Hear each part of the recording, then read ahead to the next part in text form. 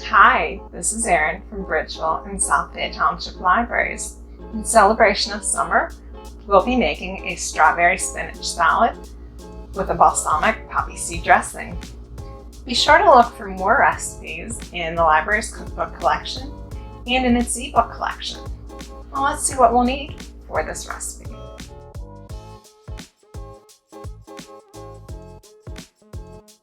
I have my salad assembled here.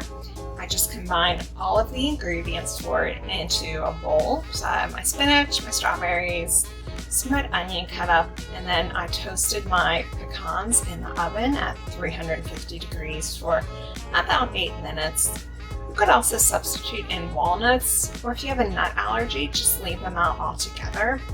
So now let's take a look at creating our dressing. In my bowl here, I have my poppy seeds, and I've also sprinkled in some salt and pepper. Next, we're going to do our balsamic vinegar. I'll just pour that right on in. And then we're going to add our Dijon mustard. So we're just going to add everything right in the same bowl. So this will be a ½ teaspoon.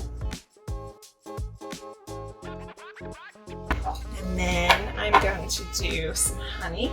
So that will be 1½ tablespoons.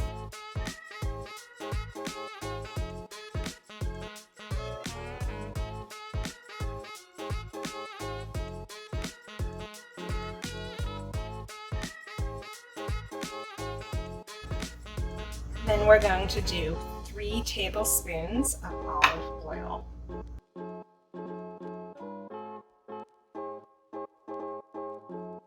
From there, I'm just going to take my whisk and whisk everything together.